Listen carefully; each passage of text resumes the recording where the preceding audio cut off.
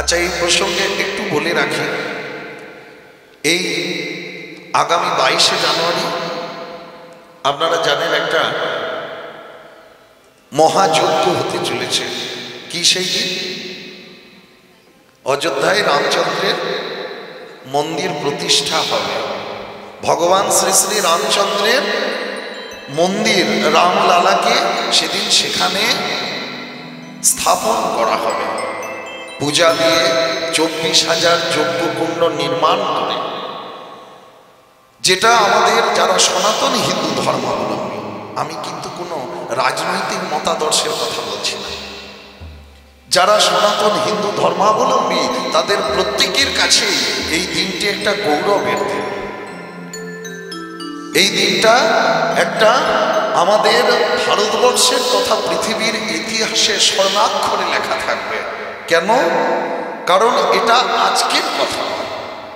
1528 খ্রিস্টাব্দে আমাদের রামচন্দ্রের জন্মভূমিকে ভেঙে সেখানে সম্রাট বাবরের আমলে মসজিদ নির্মাণ হয়েছিল। সেই মসজিদ নির্মাণ করেছিলেন তারই সেনাপতি, সেখানে যেটাকে আমরা বাবরি মসজিদ নামে জানি। তা সেই বাবরি মসজিদ সেখানে নির্মাণ হয়েছিল 1528 খ্রিস্টাব্দে আমাদের সনাতন হিন্দু ধর্মের উপর আঘাত করে, রামলালাকে সরিয়ে দিয়ে।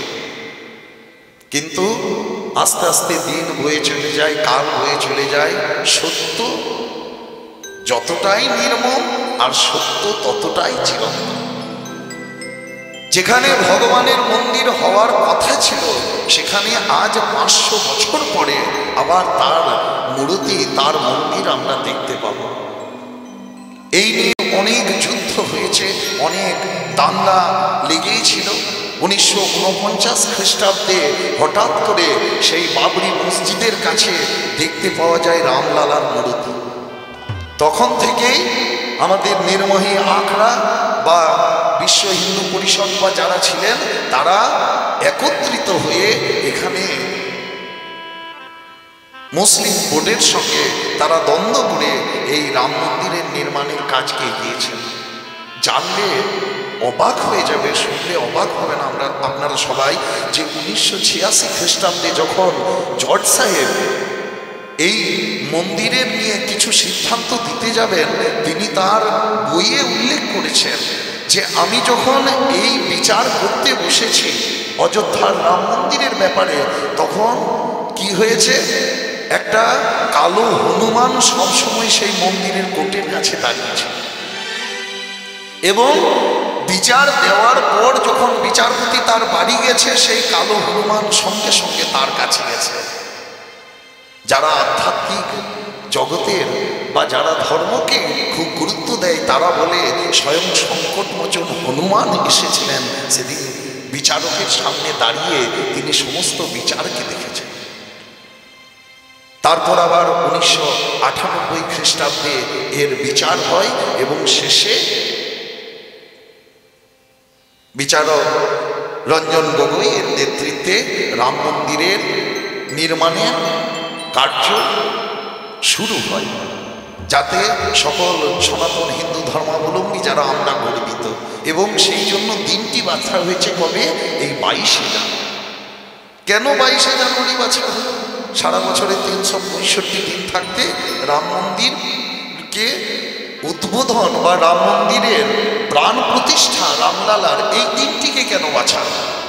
কারণ ভগবান রামচন্দ্র যেদিন এসেছিলেন সেই দিনটা ছিল, সেই সময়টা ছিল অভিজিৎ মুহূর্ত, হিন্দিতে যাকে বলে অভিজিৎ মহারাত। এবং সেই নক্ষত্র ছিল আকাশে মৃগশিরা, অনেকে বলে মৃগশীর্ষা, মৃগশীর্ষ এই নক্ষত্র। এবং সঙ্গে ছিল কি? অমৃত সিদ্ধি যোগ এবং সর্বার্থ সিদ্ধি যোগ, যেদিন রামচন্দ্র এসেছিলেন। এবং সেই দিনটি যারা বৈদিক জ্যোতিষী তারা দেখেছেন কি সেই জ্যোতিষশাস্ত্র অনুসারে পড়ছে 22শে জানুয়ারি, যার জন্য 22শে জানুয়ারি এই দিনটিকে ভগবানের রামলালার প্রতিষ্ঠার দিন হিসেবে অগ্রাধিকার দেওয়া হয়েছে। কেন? এই দিনেই সেই অভিজিৎ মুহূর্তের লক্ষণ আছে। এই দিনেই আছে কি মৃগশিরা, অনেকে বলে কি মৃগশীর্ষ। আমাদের যে 27টি প্রধান নক্ষত্র তার মধ্যে পঞ্চম নক্ষত্র হচ্ছে এই মৃগশীর্ষ। এই মৃগশীর্ষ অর্থাৎ মৃগ মানে হরিণ, আর শীর্ষ মানে হলো শির, মাথা, অর্থাৎ হরিণের মাথা। আবার পুরাণ অনুসারে, হিন্দু পুরাণ অনুসারে বলা হয় এই মৃগশীর্ষ একজন রাজা ছিলেন। যখন দেব সোম, যিনি ছিলেন আমাদের এই সমুদ্র মন্থনের আগে আমাদের অমৃতের যিনি অধিপতি, এই দেব সোমকে অসুররা, গ্রহ সোমকে অসুররা হরণ করে নিয়ে একটা পদ্মের মধ্যে লুকিয়ে রেখেছিলেন। তখন সব দেবতারা গিয়ে এই মৃগশীর্ষ রাজার কাছে তারা তাদের আবেদন জানায় যে মুক্ত করার জন্য গ্রহ সোমকে। তার জন্য মৃগশীর্ষ রাজা গিয়ে গ্রহ সোমকে সেই অসুরদের হাত থেকে রক্ষা করেন। যার জন্য মৃগশীর্ষ একটি নক্ষত্র। এই নক্ষত্রের 22শে জানুয়ারি ভোর 3:52 থেকে 23শে জানুয়ারি সকাল 7:13 পর্যন্ত এই নক্ষত্রের অবস্থান থাকবে। যার জন্য এই মুহূর্তেই রামলালার প্রাণ প্রতিষ্ঠা করা হবে। নিতাই গৌর। এছাড়া এই যে অভিজিৎ ক্ষণ, অভিজিৎ মুহূর্ত কেন বলা হয়, কেন আমরা অভিজিৎ মুহূর্তকে বা অমৃত সিদ্ধি যোগ বা সর্বার্থ সিদ্ধি যোগকে গুরুত্ব দিই?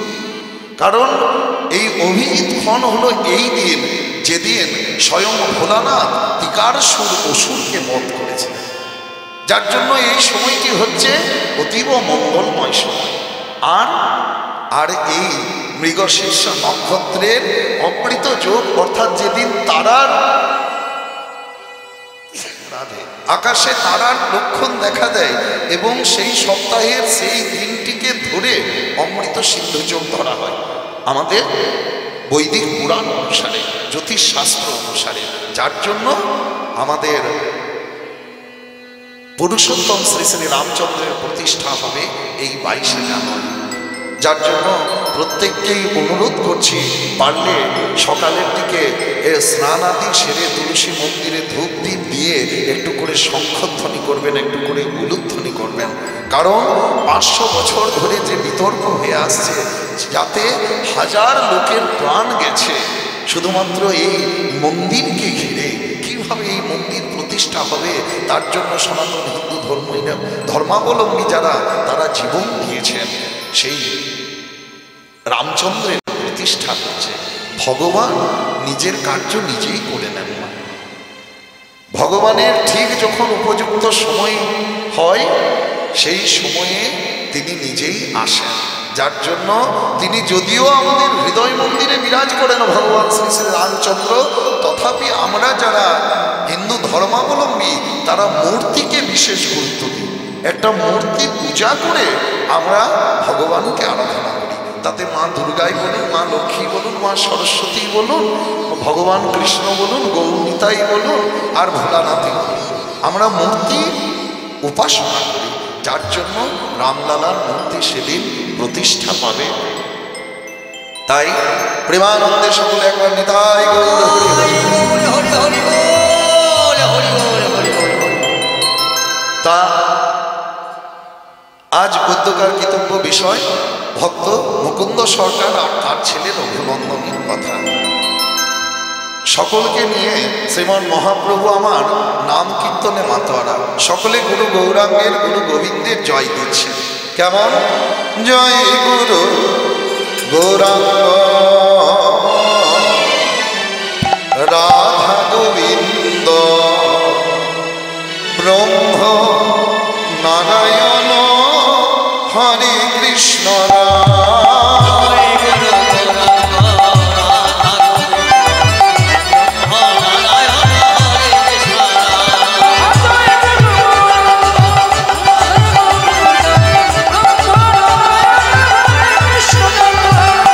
ভজনের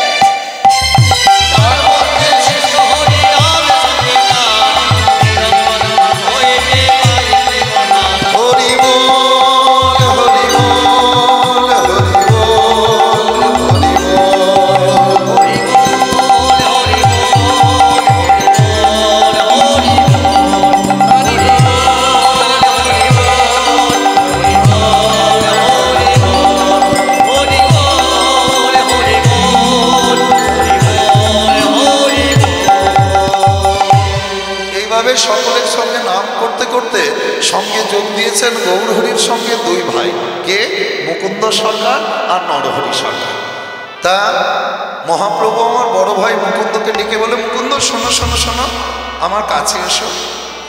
বলো প্রভু। এই তোমাকে একটা কথা বলার আছে আমার। কি? কি প্রভু? তোমরা যদি সকলে মিলে এইভাবে নাম করতে করতে ঘর ছেড়ে বেরিয়ে পড়ো, তাহলে তাহলে গ্রামের লোকেরা তো ভয় পেয়ে যাবে।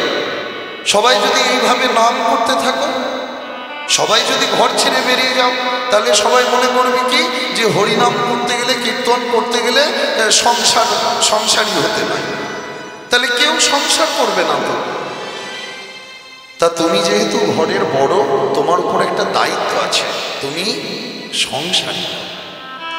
তুমি যেখান থেকে এসেছো তোমার সেই গ্রামেই তুমি ফিরে যাও, ফিরে যাও শ্রীখণ্ডে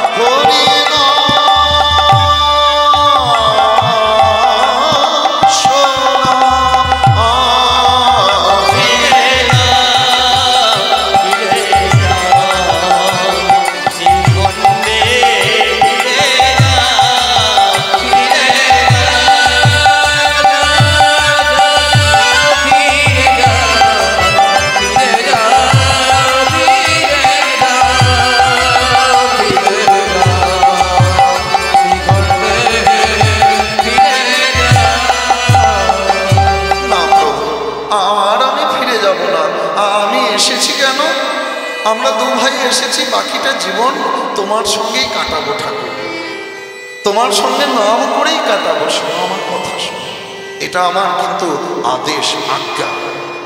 বেশ প্রভু, তোমার আদেশই তাহলে শিরোধার্য। তাই আজ মহাপ্রভুর আজ্ঞা পাইয়া মুকুন্দ চলিলা,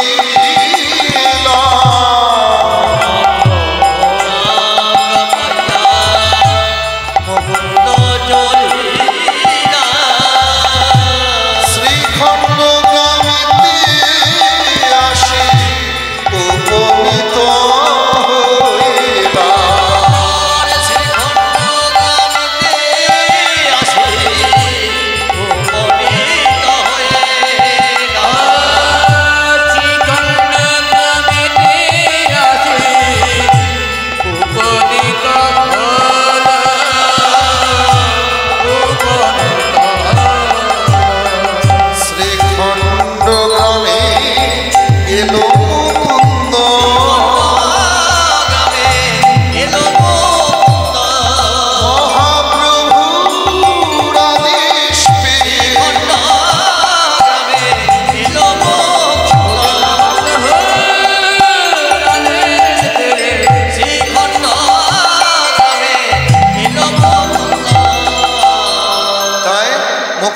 কবিরাজ মহাপ্রভুর কথা মতো আদেশ মতো এসেছে কোথায়?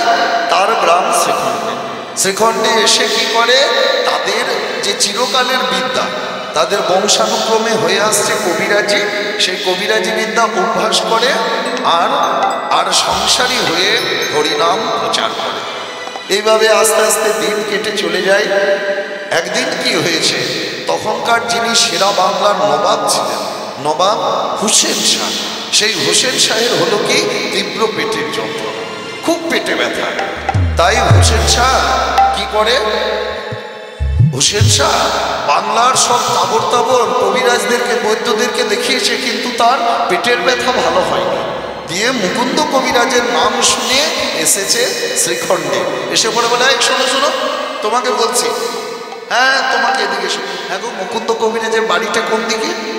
বলে, ও মুকুন্দ কবিরাজের বাড়ি, একটু এগিয়ে চলে যাও, এগিয়ে গিয়ে ডান দিকে যাবে, ডান দিকে গিয়ে আর একটু বাঁ দিকে, দিয়ে যেখানে তুমি ওই কীর্তনের আওয়াজ পাবে সেটাই হচ্ছে মুকুন্দ কবিরাজের বাড়ি। ও একটু এগিয়ে যাব, ডান দিকে যাব, দিয়ে বাঁ দিকে যাব, দিয়ে যেখানে কীর্তন মানে ওই খোল করতাল নিয়ে ঝাঁঝাবো করে ওইটা বলে, হ্যাঁ হ্যাঁ, ওই খোল করতাল নিয়ে আওয়াজ করে ওই কীর্তন হয়, হ্যাঁ ওটাই হচ্ছে মুকুন্দ কবিরাজের বাড়ি। আচ্ছা বেশ। তাই এবার নবাব হোসেন শাহ এগিয়ে যাচ্ছে, কিন্তু না, এই বেশ ধরে গেলে তো হবে না। কি করলেন, একটা ফকিরের বেশ ধারণ করে গিয়ে দেখে কি দেখে অনেক লোক পরপর সারিবদ্ধভাবে দাঁড়িয়ে আছে, লাইন দিয়ে দাঁড়িয়ে আছে। জিজ্ঞাসা করে, হ্যাঁ গো, তোমরা পরপর এভাবে সারি দিয়ে দাঁড়িয়ে কেন? আরে আমরা সকলে এসেছি রোগ নির্ণয়ের জন্য, রোগ সারাবার জন্য ওই কবিরাজের কাছে। ও, তাহলে এটা রোগীদের লাইন। আচ্ছা বেশ। আর কি করে, সেই রোগীর লাইনের মধ্যে টুক করে ঢুকে পড়েছে নবাব হোসেন শাহ। ঢুকে দেখে মুকুন্দ কবিরাজ তখন মন প্রাণ ভরে তার আরাধ্যদেব গোপীনাথের সেবা করছে। কেমন? আমার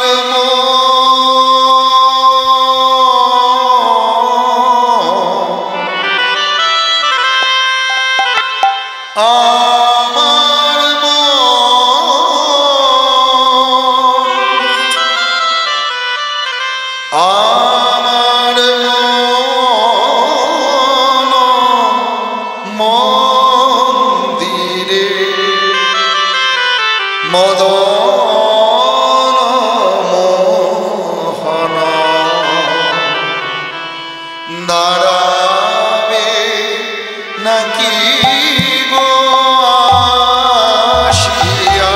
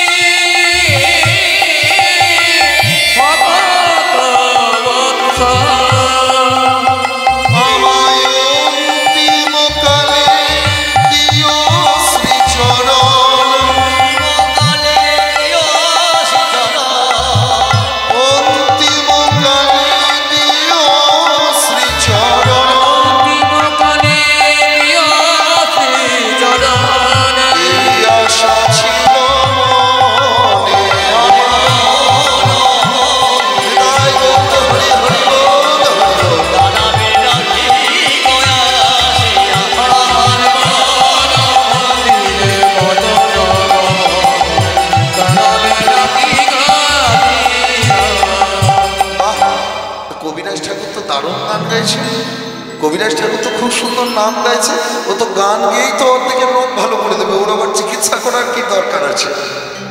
আর মুকুন্দ কবিরাজের তখন গোপীনাথের সেবা হয়ে গেলে বাইরে এসে দাঁড়িয়ে পড়ে বলে, হ্যাঁ তোমাদের মধ্যে কে সব থেকে গরিব আছো, তোমাদের মধ্যে যে সব থেকে গরিব আছো সে আমার কাছে এসো, আগে তার চিকিৎসা হবে। হ্যাঁ, যে নবাব দেখছে এই সুযোগ, তাড়াতাড়ি এগিয়ে গিয়ে বলে, এই যে বাবা, এই যে আমি সব থেকে গরিব। ও তুমি? আচ্ছা, তা কি নাম তোমার? আমার নাম তো বলা যাবে না। আমি হোসেন ফকির। ও ফকির, ফকির কি হয়েছে তোমার? কয়েকদিন ধরে তীব্র পেটের যন্ত্রণা, খুব পেটের যন্ত্রণা, কিছুতেই যাচ্ছে না, দূর হচ্ছে না। ও পেটের যন্ত্রণা হয়েছে? না, এক কাজ করো, এই বারান্দাতে শুয়ে পড়ো। কি মাটির বারান্দায় শুভ? কবিরাজ, সারা বাংলার নবাব আমি হোসেন শাহ, আমাকে তুমি বলছো মাটির বারান্দায় শুতে? কবিরাজ, তুমি জানো না যে তুমি বিষধর সাপ নিয়ে খেলা করছো? রোগ যদি আমার না সারে তাহলে তোমার একদিক কি আমার একদিক। কি হলো? কি হলো? গৌর হরির নাম নিয়ে মাটির বারান্দায় শুয়ে পড়ো। গৌর হরি, এটা আবার কে হবে? তাই কবিরাজের বাবাটা বা কেউ হবে নাকি? বাবা দাদু কাকা যেটা কেউ হবে? গৌর হরির নাম নিতে বলছে। কি হলো? কি হতো ফকির ভাবছ? না, শুয়ে পড়ো। আর নবাব তখন জয় বাবা গৌর হরি, জয় বাবা গৌর হরি বলতে বলতে মাটির বারান্দায় শুয়েছে। আর যেই না মাটির বারান্দায় শুয়েছে বাবা, অমনি কি হলো, নবাবের অর্ধেক পেটের ব্যথা দূর হয়ে গেল। হ্যাঁ, বলে কি এই মাটির বারান্দাতে শুনলাম আর অর্ধেক পেটের ব্যথা আমার ভালো হয়ে গেল। এ কি মাটির বারান্দাতে কোনো জাদু টাদু আছে নাকি? নাকি কবিরাজ কোনো জাদু জানে, জাদুকর নাকি? হ্যাঁ কবিরাজ, কি হয়েছে? মাটির বারান্দাতে শুনলাম আর শোয়ার সঙ্গে সঙ্গে আমার পেটের ব্যথা অর্ধেক ভালো হয়ে গেল। কবিরাজ তখন মনে মনে হাসছে, হোক না কেন মুসলমান ফকির, নাম নিয়েছে গৌর হরি। কেউ হেলায় বা অবহেলায় যদি একবার আমার গৌর হরির নাম নেয়, গৌর হরি তার সকল দুঃখকে দূর করে দেন। বলে, আরে কি হয়েছে জানো তো, অনেককে ঔষধ দিত, ঔষধ দিতে দিতে মাটিতে পড়ে যায়। এবার মাটির বারান্দাতে পড়া ঔষধে তোমার কাজ হয়েছে। একটা তো দ্রব্যগুণ আছে। হ্যাঁ, যেই শুয়েছ মাটিতে পরশ লেগেছে, অমনি তোমার অর্ধেক পেটের ব্যথা ভালো হয়েছে। এবারে কাজ করো না, মুখটা খোলো তো, হাঁ করো। যেই না হাঁ করেছে, নবাব গৌর হরির নাম জয় বাবা গৌর হরি, জয় বাবা গৌর হরি বলতে বলতে কবিরাজ একটু ঔষধ দিয়ে দিয়েছে। আর যেই না ঔষধ খেয়েছে, পেটে পড়েছে নবাবের, অমনি সম্পূর্ণ পেটের ব্যথা দূর হয়ে গেল।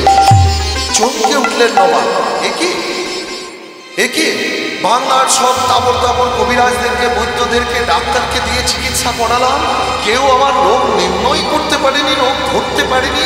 আর এই অখ্যাত গ্রামের এক কবিরাজের ঔষধে আমার রোগ দূর হয়ে গেল, আমার পেটের ব্যথা একেবারে ভালো হয়ে গেল। না, এত বড় কবিরাজ তো এইভাবে গ্রামে পড়ে থাকতে পারে না। এত বড় কবিরাজ যদি এইভাবে গ্রামে পড়ে থাকে, লোকে যে নবাবের নামে দোষ দেবে যে ওই অমুক নবাবের আমলে অমুক কবিরাজ কেমন পড়ে পড়ে মার খেলো, দেখো কোনো গুরুত্ব পেল না। নবাব রাজাদের কাজ কি?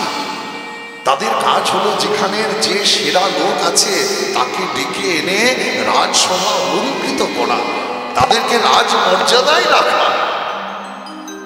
তাই বলে কবিরাজ, কবিরাজ শোনো একটা কথা বলি।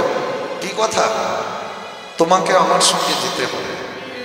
হ্যাঁ, আমাকে তোমার সঙ্গে যেতে হবে? এই কোথাকার কে ফকির এসেছে, এসে বলে কিনা আমাকে ওর সঙ্গে যেতে হবে। যাও বলো, যাও, তোমার রোগ ভালো হয়েছে, পেটের ব্যথা ভালো হয়েছে, এবার ভালো ভালো যাও তো এখান থেকে। কবিরাজ আমি কে জানো? আরে তুমি যেই হও না বাবু, এখন যাও, আরো সব রোগীরা আছে, ওদেরকে আমাকে দেখতে দাও। কবিরাজ, আমি হলাম সারা বাংলার নবাব হুসেন শাহ।